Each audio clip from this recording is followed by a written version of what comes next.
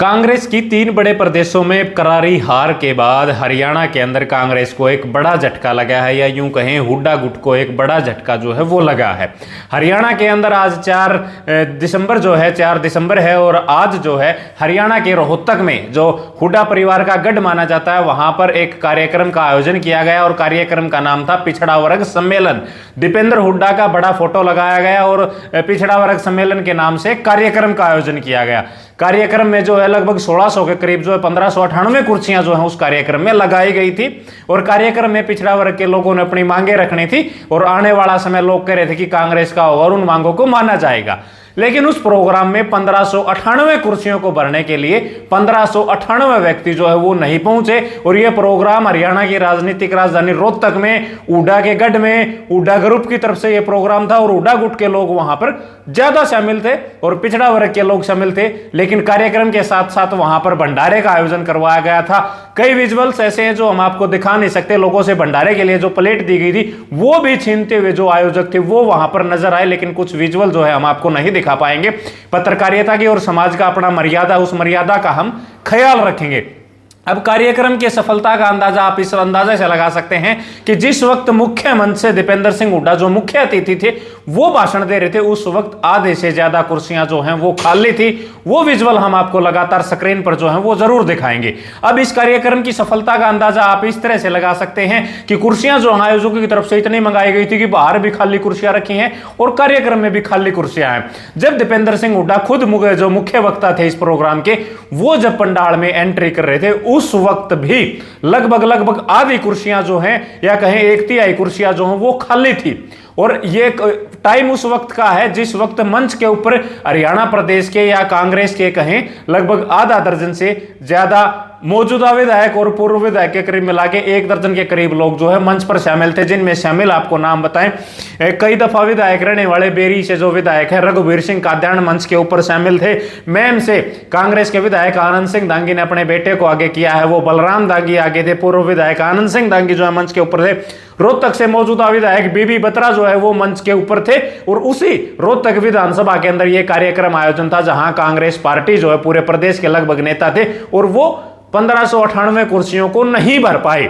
OBC समाज की ये हुंकार भरी कि आज ओबीसी समाज जो है वो पूरा कांग्रेस की तरफ है, लेकिन ओबीसी समाज की तरफ से 1598 कुर्सियां जो है वो नहीं भरी गई। इसके साथ ही इस कार्यक्रम में झज्जर से विधायक जो हैं गीता बुक्कल वो मौजूद थी, मंच के ऊपर बैठी थी। शकुंतला खटक जो कलानौर से विधायक हैं वो मंच के ऊपर बैठी थी। आपको और बता दें योगेंद्र योगी जो आंसी से आए थे, पूर्व केस कला बोर्ड के चेयरमैन थे, वो मंच के ऊपर थे, कार्यक्रम को संभाल रहे थे। कमलेश पांचाल पूर्व में महिला प्रदेश अध्यक्ष जो महिला आयोग की अध्यक्ष जो कांग्रेस की तरफ से रही है, रामनिवास घोड़ेला जो पूर्व में विधायक थे वो मंच के ऊपर जो है वो बैठे थे। अध्यक्षता में उनकी में जो कार्यक्रम है वो हो रहा था। प्रोफेसर वीरेंद्र जो भूपेंद्र सिंह हुड्डा के राजनीतिक सलाहकार बताए जाते हैं वो मंच के ऊपर थे। प्रोफेसर राम भगत नारनौन से पूर्व में विधायक रहे हैं वो मंच के ऊपर बैठे थे। मांगेराम पार्षद हैं चिड़ी गांव से वो मंच के ऊपर बैठे थे। इसके अलावा नूह मेवात से आफ्ताब अहमद जो कांग्रेस के विधायक हैं वो मंच के ऊपर जो है वो बैठे थे। नरेश सेलवाल जो मंच के ऊपर बैठे थे। पूर्व विधायक आनंद सिंह दांगी जो है वो मंच के ऊपर बैठे थे। बालू जो है बड़ौदा से विधायक हैं, बालू मंच के ऊपर मौजूद थे। रामकिशन फौजी पूर्व में विधायक रहे हैं भवानी खेड़ा से, वो मंच के ऊपर मौजूद थे। पूर्व में सीपीएस भी जो है वो रहे हैं। जयदीप धनखड़ मंच के ऊपर मौजूद थे। और इसके अलावा दीपेंद्र सिंह हुड्डा जो है वो मंच के ऊपर मौजूद थे। बावजूद उसके 1600 कुर्सियां जो है वो पूरा पिछड़ा वर्ग सम्मेलन में जो है पूरे प्रदेश के लोग नहीं भर पाए। और ये कार्यक्रम रोहतक के अंदर आयोजित था। रोहतक में मौजूदा कांग्रेस का विधायक है। बावजूद इसके कांग्रेस की स्थिति जो है या पिछड़े वर्ग की जो स्थिति आज के टाइम पे थी, या ये गुटबाजी का एक जिक्र हम कर सकते हैं कि ये लोग 1598 कुर्सियां जो हैं वो मंच के ऊपर जब दीपेंद्र सिंह हुड्डा बोल रहे तब भी नहीं भर पाए।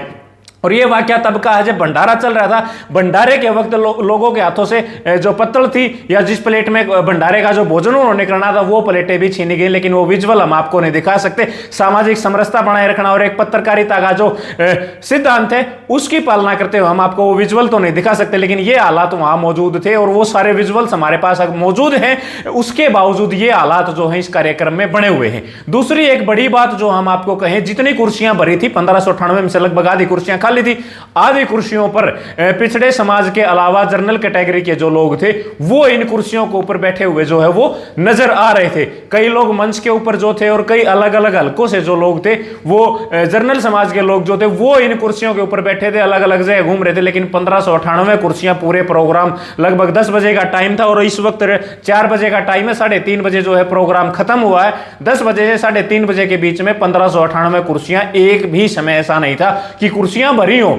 लगभग 1000 के करीब जो है लोग बैठे थे, लेकिन इससे ज्यादा नहीं बैठे थे। कुर्सियों पर लोग सोते हुए जो है वो भी नजर आए और महिलाएं जो है कुछ 10-15 मिनट के लिए वहां एक फोटो सेशन होना था, उस फोटो सेशन में तो आई थी, उसके बावजूद उठ के जो है वो चली गई थी। वो सारे विजुअल्स जो है इस वक्त हमारे पास हैं और एक एक विजुअल हम आपको दिखा रहे हैं। 3 राज्यों में करारी शिकस्त के बाद कांग्रेस के हरियाणा में रोहतक में, जहां से बीबी बत्रा विधायक और राज्यसभा सांसद दीपेंद्र सिंह हुड्डा, जिसको अपना गढ़ बोलते हैं, कल दीपेंद्र सिंह हुड्डा पानीपत में बोल के आए हैं कि बीजेपी वालों अब कितने ही चक्रव्यूह रच लेना, लेकिन अब की बार सभी चक्रव्यूह को तोड़ते हुए जो है हम पार जाएंगे। लेकिन जिस तरह के हालात आज रोहतक में पिछड़ा वर्ग सम्मेलन में दिखाई दिए हैं, इनको देखते हुए हालात ये लग रहे हैं कि दीपेंद्र जी मुश्किल है, आपको अपनी लोकसभा सीट बचा पाना भी आपके लिए बड़ा मुश्किल होगा। लेकिन ये भविष्य, अगर मैं हम इसके ऊपर कोई भविष्यवाणी है जो नहीं करेंगे, लेकिन कार्यक्रम के जो एक एक पल का जो अपडेट था वो आपको हमने एक एक दिखाया है। अब इस बारे में आप लोग क्या विचार रखते हैं वो हमें कमेंट करके जरूर बताएं। अगर आप इस वीडियो को शेयर करेंगे तो और लोग जो हैं